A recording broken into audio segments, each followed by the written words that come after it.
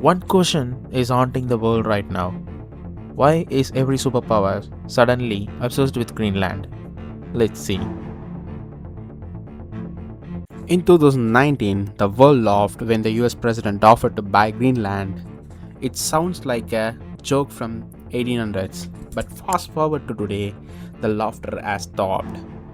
Yes, Washington isn't just interested in Greenland, they view it as an absolute necessity for national security. Because this 800,000 square mile block of ice is the center of a new three-way Cold War between US, Russia, and China. Today, we are looking at the secret history, the hidden riches, and the terrifying military strategy that makes Greenland the most contested land on Earth. First, the geographical position of a Greenland. Yeah, the Greenland sits at the heart of GIUK Gap.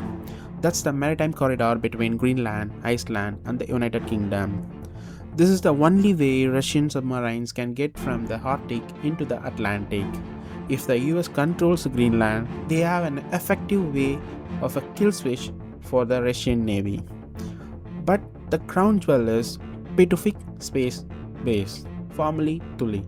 Located some 50 miles north of the Arctic Circle, it's the US Space Force northernmost outpost. It houses a massive paced array radar that can detect an intercontinental ballistic missile launched from deep inside Russia within a second.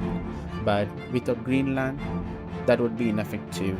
That would be visually blind spot for the polar nuclear strike for US. Yeah, point number 2 is Polar Silk Road, aka the new trade war. As a climate change thins the Arctic ice, it's revealing something worth trillions, the Northern Sea Route. Right now, shipping from Shanghai to Rotterdam takes about 35 days through the Suez Canal, but the Arctic route it cuts down to the just 22 days. China calls this the Polar Silk Road. They have already started building heavy icebreakers and try to buy up older Greenlandic airports. The US knows the whoever controls the Greenland controls the toll, the traffic, and the influence over the next century of global trade. This isn't the first time US trying to buy the Greenland. It has happened several times in the history. For example, in 1867, Secretary of State William Shepard, who bought Alaska at the time, tried to buy it first. In 1946, President Truman offered Denmark around $100 million in gold for the highland, but it failed. In 2019 and 2014, the offers returned. Even during World War II, when Denmark was occupied by Nazis, the US essentially moved in and took over the Greenland's defense to stop Hitler from using it to launch attacks on New York. The US has always treated Greenland as a part of Monterey Doctrine, basically saying this is our backyard and no one else is allowed it in. The third reason is the rare earth monopoly. Yes, there's the tech gold mine finally. Greenland is the home of some of the world's largest deposit of rare earth elements, specifically neodymium and dysprosium. Why does that matter? Because right now, China controls around 90% of world supply of these minerals. Without them, you can't build iPhone, Tesla motors, and F-35 fighter jets, and so many tech components are made from these minerals only.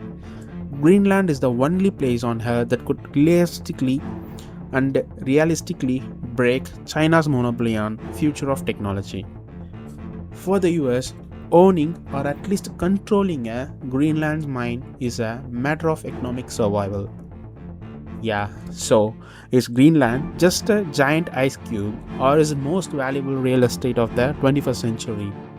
With Russia modernizing the Arctic bases and China declaring itself a near-Arctic state, the pressure on Denmark and the people of Greenland is reaching a boiling point. What do you think? Should Greenland remain an autonomous part of Denmark, or is it inevitable that it becomes the 51st US state? Let me know your theories in the comments. If you want more deep dives into the secret maps of the world, hit the subscribe button. Thanks for watching.